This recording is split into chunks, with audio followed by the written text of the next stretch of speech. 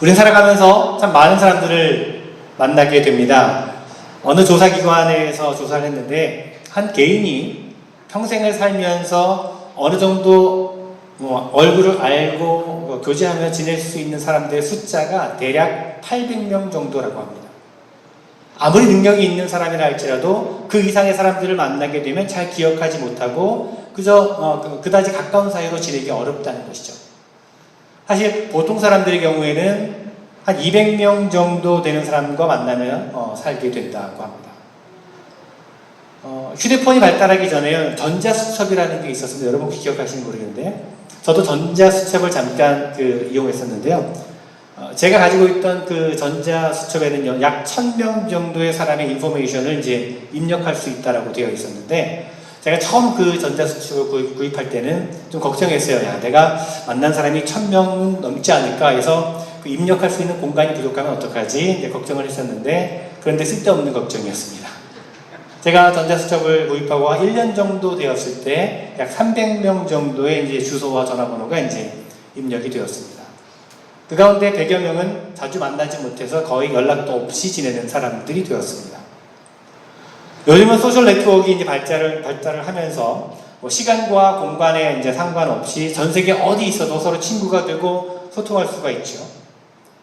저도 페이스북에 한 1000명 가까운 친구가 있는데 사실은 모르는 사람들도 있고 한두 단계 거쳐야 알게 된 사람들도 많이 있습니다. 온라인상에서이든지 실제 삶의 자리에 있어서든지 사실 우리가 살아가면서 가깝게 만나고 소통하며 친밀하게 교제하는 사람들은 그리 많지 않다는 것입니다. 그런데 중요한 것은 우리가 얼마나 많은 사람들을 만나는가 하는 것이 아니라 우리가 누구를 만나는가가 더 중요한 것입니다. 누구를 만나느냐에 따라서 인생의 방향과 목적이 달라질 수가 있습니다. 그렇기 때문에 한 사람을 만나더라도 누구를 만나는가가 중요합니다. 그렇게 한 사람을 만나는 것이 중요한 일인데 오늘 이 시간 여러분 누구를 만나기 위해 이 자리에 오셨습니까? 그저 아는 사람 만나려고 오셨습니까? 아니면 저를 만나러 오셨습니까? 바라기는 이 시간에 예수님을 만나는 이 자리가 되었으면 좋겠습니다. 오늘 우리가 읽은 말씀은 예수님을 만난 사마리아 우물가의 여인의 이야기입니다. 이 여인이 우물가에서 예수님을 만남으로 그 삶에 놀라운 변화가 일어났습니다. 그 인생이 바뀌었습니다. 그 놀라운 만남과 또 그 만남 속에서 나누었던 대화, 그리고 그 대화를 통해서 놀라운 변화가 일어난 그 이야기를 우리가 나누면서 우리에게 주신 하나님의 뜻을 좀 함께 나눠보고자 합니다. 성경에 보면요, 수많은 사람들이 예수님을 만났습니다.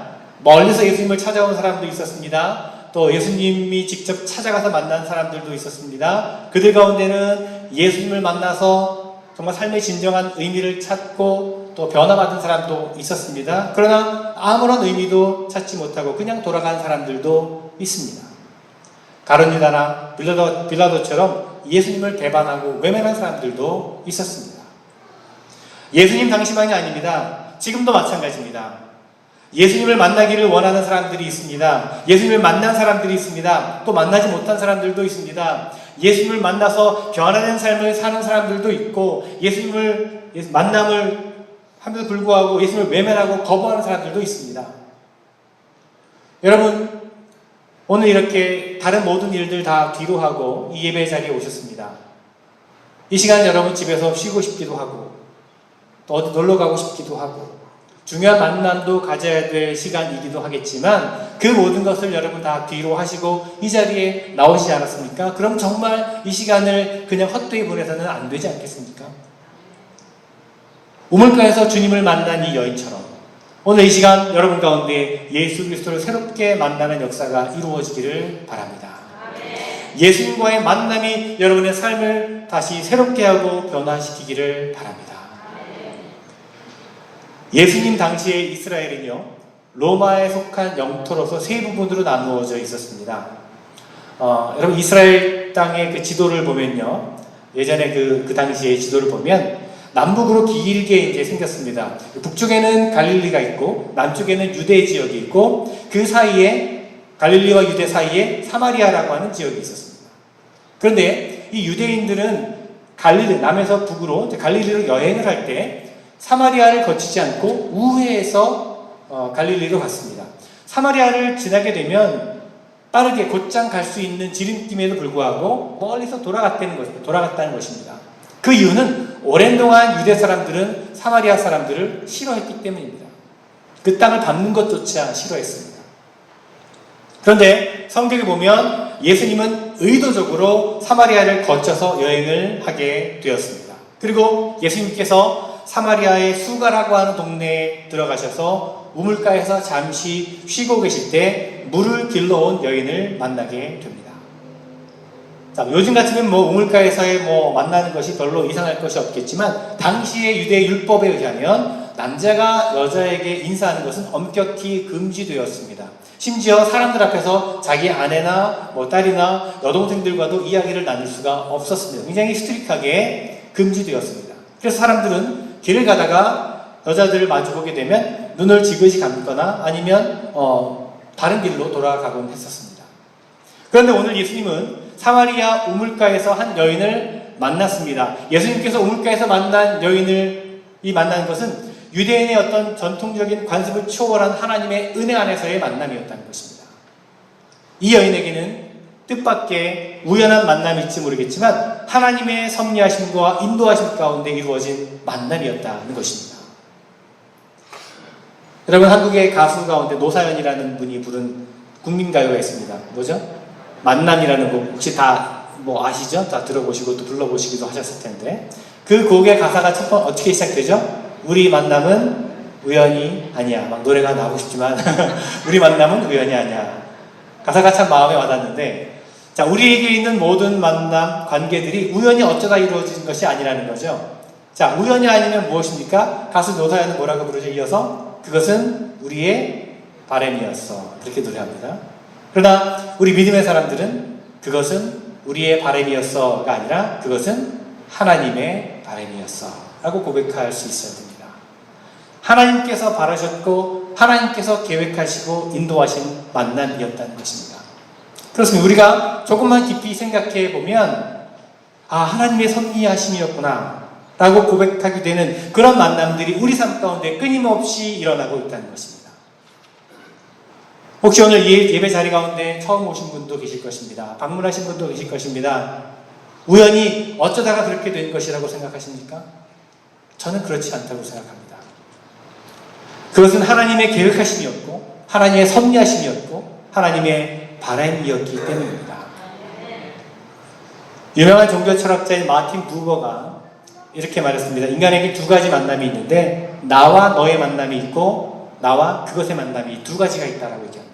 나와 너의 만남 그리고 나와 그것의 만남, I and you, I and it, 두 가지 만남이 있다고 합니다.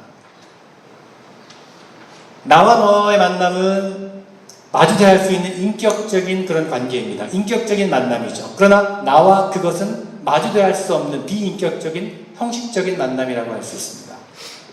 나와 그것의 형식적인 만남은 삶에 아무런 영향을 주지 못하고 변화를 주지 못합니다. 그러나 나와 너의 인격적인 만남은 우리 삶에 영향을 주고 의미를 부여해주고 변화 역사를 가져옵니다.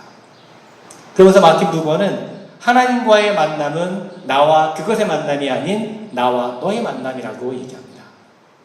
하나님과의 만남뿐만 아니라 우리 공동체 안에서 서로의 만남 또한 나와 그것이 아닌 나와 너의 인격적인 만남이 되어야 할 것입니다.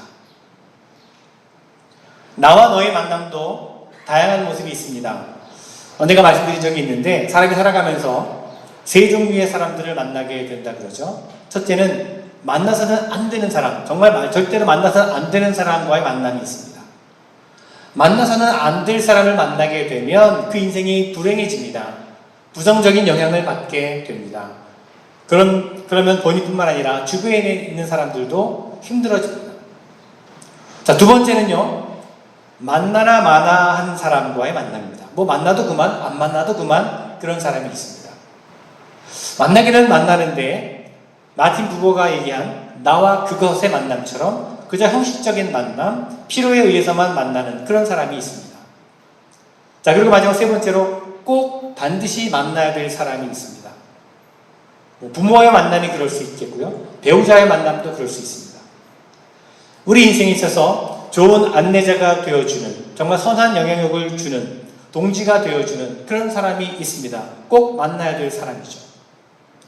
자, 무엇보다 가장 중요한 만남, 반드시 만나지 않으면 안 되는 분, 우리 전 삶을 통해서 꼭 만나야 될 분, 바로 그분은 예수님이십니다. 예수님과의 인격적인 만남이 우리에게 있어야 할 것입니다. 성경에 보면 12제자들이 예수님을 만났습니다. 그 밖에 수많은 환자들, 죄인들, 버림받은 사람들이 예수님을 만났습니다. 지금까지 그들의 인생에서 많은 사람들을 만났지만 단 한 번 예수님을 만남으로 삶의 놀라운 변화가 이루어졌습니다. 예수님을 만남으로 죄의 문제에서 해결함을 받았습니다. 예수님을 만남으로 얽매이던 것으로부터 자유함을 얻게 되었습니다. 예수님을 만남으로 질병에서 치유함을 받았습니다. 예수님을 만남으로 하나님의 자녀라 인정을 받게 되었습니다. 그렇습니다, 여러분. 예수님을 만남으로 그 인생이 바뀌게 되었다는 것이죠. 이와 같은 만남이 우리 삶 가운데서도 진정으로 이루어져야 한다는 것입니다. 예수님께서는 사마리아 우물가에서 한 여인을 만나셨습니다. 이 여인에게는 인격적인 만남이요, 나와 너의 만남이요, 반드시 만나야 할 사람과의 만남이었습니다. 예수님에게 있어서 이 만남은 이미 하나님의 섭리하심 속에서 계획되어진 만남이었습니다. 여러분, 이 시간 우리에게도 이런 만남이 있기를 소망합니다. 우리 삶 가운데, 여러분 삶 가운데도 이런 만남이 있기를 바랍니다. 우리가 꼭 만나야 될 분, 바로 예수님과의 만남으로 우리의 삶이 변화되는 역사가 있었으면 좋겠습니다. 자, 이제 예수님은 이 여인과의 만남 이후에 대화를 시작하십니다. 만남으로 그치는 것이 아니라 대화를 통해서 그 여인의 문제를 이제 해결해 주십니다. 여러분, 우리 주님께서는요, 말을 걸어주시는 분이십니다. 내 마음이 허전하고 곤고할 때 누군가 내 옆에서 말을 걸어주는 사람이 있다면 얼마나 행복하겠습니까? 지금 예수님께서 이 여인의 상하고 메마른 마음을 아시고 그에게 말을 건네고 계십니다. 사마리아 여자 하나가 물을 길러 왔음에 예수께서 물을 좀 달라 하시니, 자, 예수님께서 먼저 대화의 문을 여셨습니다. 물을 좀 달라고 말씀하십니다. 지금 예수님께서 여인의 마음의 문을 열고 들어가시고자 하십니다. 말을 걸어서 대화의 문, 마음의 문을 열고자 하십니다. 자, 그런데 이 여인의 반응은 무엇입니까? 이 여인은 당신은 유대인으로서 어찌하여 나에게 물을 달라고 하느냐? 그렇게 반응을 하죠. 가만 보니까 웬 낯선 남자가 말을 걸어옵니다. 그것도 자신들을 무시하고 멸시하는 남쪽 유대지방 사람입니다. 당시 사회적인 정황으로 봤을 때 이 여인의 반응은 어쩌면 당연한 것이었습니다. 어떤 유대인도 사마리아인에게, 특히 사마리아 여인에게 말을 걸지 않습니다. 아니, 쳐다도 보지 않습니다. 이 여인이 냉랭한 반응을 보인 것에 대해서 예수님께서 뭐라고 대답하십니까? 예수님께서는 내가 누구인 줄 알았다면 나에게 생수를 달라고 했을 텐데 라고 하시면서 내가 주는 물은 영원히 목마르지 않을 샘물이다 라고 말씀해 주십니다. 예수님은 여인에게 진정으로 필요한 것이 무엇이었는지 이미 알고 계셨던 것입니다. 그래서 예수님은 그 물을 통해서 영생의 진리를 말씀해 주고 계십니다. 즉, 예수님과 사마리아 여인과의 만남은 단순히 물을 마시는 데 목적이 있는 것이 아니라 영적인 깊은 대화를 나누기 위한 것이었다는 거죠. 주님은 더 깊은 대화 가운데로 들어가십니다. 예수님께서 이 여인과의 대화를 통해서 자신이 누구신지를 밝혀주십니다. 이 여인이 알든지 모르든지 이해하든지 못하든지 상관없이 계속해서 말씀을 주십니다. 그래서 대화가 겉도는 것처럼 보이긴 하지만 계속해서 대화가 이어지면서 깊어지는 것을 보게 됩니다. 이 여인도 호기심이 생깁니다. 이 낯선 사람에게서 어떤 권위를 느낍니다. 생수를 주다니 무슨 생수란 말인가? 우물 깊은 곳에서 길어낸 물을 말하는 것일까? 그걸 어떻게 길어낸다는 것이지? 이 여인은 예수님에 대해서 어떤 영적인 권위를 느끼게 됩니다. 이 영적인 권위는 깊은 대화로부터 비롯되었습니다. 예수님은 대화를 하실 때 항상 기본적인 진리를 말씀하셨습니다. 유대인들은 영혼의 갈증을 물로 종종 표현하곤 했습니다. 선지자 이사야도 목마른 자들은 누구나 물로 나와서 값없이 마시라고 했습니다. 또 예레미야 선지자는 백성들의 생수의 근원인 하나님을 버리고 물을 담을 수 없는 터진 웅덩이를 판다라고 지적하기도 했습니다. 마찬가지로 예수님의 궁극적인 목적은 단순히 물을 마시는 것이 아니었다는 것입니다. 그 대화를 통해서 생명의 말씀으로 그 영혼을 구원하려는 목적을 가지고 계셨다는 것입니다. 우리가 주님 안에서 서로 만나서 함께 대화를 나누고 함께 교제를 나누는 이유가 무엇입니까, 여러분? 단순히 먹고 마시고 교제하는 데 목적이 있는 것이 아니라 하나님의 은혜를 나누면서 영혼의 깊은 교제를 나누는 것이 목적 아니겠습니까? 여러분, 속회를 모이는 것도 그렇고 우리 교회 안에서 여러 가지 모임도 마찬가지입니다. 단순히 먹고 마시고 즐기는 것이 아니라 더 깊은 영적인 교제를 나누기 위한 것입니다. 우린 여러분 살아가면서 많은 사람들과 만나면서 대화를 나누게 됩니다. 그러나 때로 대화를 나누다가 서로 다른 점을 발견하게 되기도 하고 자신의 주장을 고집하게 되기도 하고 그러다가 서로 경계하고 서로 상처를 주고 대화가 단절될 때가 있습니다. 그러나 하나님의 은혜 가운데서 만나는 사람들의 대화는 달라야 할 것입니다. 서로를 세워주고 위로해주고 존중하며 무엇보다 그 대화를 통해서 영적으로 깊은 교제를 나눌 수 있는 그런 대화가 우리에게 있어야 될 것입니다. 이런 대화가 여러분 가운데 있기를 바랍니다. 자, 이제 예수님과 깊은 대화를 나누고 난 다음에 이 여인에게 어떤 변화가 일어나게 되는지 봅니다. 자, 어떤 변화가 일어났습니까? 우물가에서 예수님을 만난 여인은요, 처음에는 예수님을 그저 유대인이라고 생각을 했습니다. 그러나 예수님은 보통 사람이 아닌 선지자임을 깨닫게 되죠. 그리고 마침내 이 여인은 예수님을 그리스도라고 고백을 하게 됩니다. 주님으로 영접하게 되는 것이죠. 이 여인은 예수님과의 대화를 통해서 예수님께서 누구신지를 점점 깨닫게 되었다는 것입니다. 그러자 그의 마음에 놀라운 변화가 일어났습니다. 예수님을 보는 눈이 달라졌습니다. 예수님이 어떤 변화를 강요한 것도 아닌데 잠시 만나서 대화를 나눈 것뿐인데 그로 인해서 이 여인은 영적인 눈이 띄어지게 되었다는 것입니다. 주님을 만나고 보니 물동이에 물을 채우는 것은 문제가 아니었습니다. 당장 먹고 사는 것이 문제가 아니었습니다. 예수님을 만남으로 마음에 벅찬 기쁨과 감동이 밀려 들어왔습니다. 그리고 그 기쁨을 혼자만 간직하는 것이 아니라 동네 사람들에게 그 소식을 전하고 알리고 싶었던 것이죠. 그래서 물동이를 내버려두고 내팽개치고 동네로 달려 들어갔습니다. 이 우물가의 여인은 너무나 기뻐서 동네를 뛰어다니면서 이리 와보라고 했습니다. 우리가 기다리던 메시아가 바로 여기 계시다라고 선포하고 전했습니다.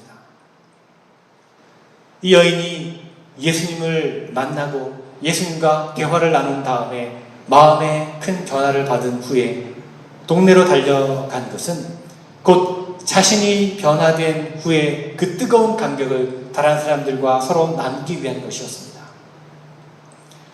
우물가에서 물을 길러 온 이 여인은 지난날에 어두운 모습들이 있었습니다. 슬픈 과거가 있었습니다. 그러나 더 이상 그것이 문제가 되지 않았습니다. 부끄러운 것이 문제가 되지 않았습니다. 예수님을 만나고 나니 내가 왜 살아가는지 그 존재의 이유가 분명해졌습니다. 내가 왜 믿어야 되는지 삶의 목표를 발견하게 되었습니다. 버릴 것과 간직해야 될 것이 무엇인지를 구별할 수 있게 되었다는 것입니다. 이제부터는 내가 무엇을 해야 되는지 사명을 깨닫게 되었다는 것이죠. 그래서 동네로 달려 들어간 것입니다. 여러분, 이것이 우리 그리스도인의 사명 아니겠습니까? 그러므로 여러분, 예수님을 만나서 내 자신의 모습을 발견해야 합니다. 그리고 벅찬 감격과 기쁨을 혼자만 간직하는 것이 아니라 나눠야 합니다. 사명을 확인해야 합니다. 이것이 예수님을 만나고 예수님과 대화하며 나타난 변화의 모습이라는 것입니다. 여러분, 오늘 우리는 진정한 만남과 대화와 그리고 변화에 대해서 함께 생각해 보았습니다. 우리가 꼭 반드시 만나야 될 사람이 누구입니까? 우리가 세상의 수많은 만남들 가운데 반드시 만나야 될, 가장 우선적으로 만나야 될 분이 누굽니까? 예수 그리스도입니다. 예수님을 만나야 합니다. 우리의 구원자요, 인도자요, 치료자요, 상담자요, 친구가 되시는 예수님을 만나야 합니다. 예수님과의 만남으로 우리 인생이 달라지기 때문입니다. 또한 우리는 만남 가운데 참된 대화를 나누어야 합니다. 대화의 내용이 무엇이 되어야 합니까? 수많은 만남과 대화가 있지만 그리스도인으로서 진정한 대화의 내용이 무엇이 되어야 합니까? 하나님의 말씀을 통해서 영적인 깊은 교제를 나누는 대화가 되어야 합니다. 서로의 상처를 감싸주고 위로해주는, 존중하고 용기를 주는 그런 대화가 되어야 합니다. 무엇보다 예수 그리스도를 드러내는 복음을 전하는 대화가 되어야 합니다. 그런 대화가 사람을 살릴 수 있기 때문입니다. 그리고 나아가 우리는 변화되어야 합니다. 우물가에서 예수님을 만난 예수님을 만난 여인은 처음에는 예수님을 유대인으로, 그리고 유대인에서 선지자로, 그리고 선지자에서 마침내는 그리스도로 주님이라고 고백하게 되었습니다. 그렇습니다. 참된 만남을 통해 또 깊은 대화를 통해 이런 내적인 변화가 일어나야 된다는 것입니다. 여러분, 바라기는 여러분이 지금 계신 이 자리가 사마리아의 우물가가 되기를 간절히 바랍니다. 우물가의 여인처럼 오늘 이 시간 우리도 예수님을 만남으로 우리의 삶의 의미를 다시 한번 찾고 우리의 대화의 주제가 달라지고 우리 인생 가운데 놀라운 변화의 역사가 나타나기를 바랍니다. 나아가 사람들에게 달려가 복음을 전하는, 하나님을 알지 못하는 영혼들, 또 낙심 가운데 있는 영혼들에게 주님을 전하고 주님의 말씀을 선포하는 그런 여러분들이 되었으면 좋겠습니다. 그런 우리 모두가 되기를 간절히 주님의 이름으로 축원을 드립니다.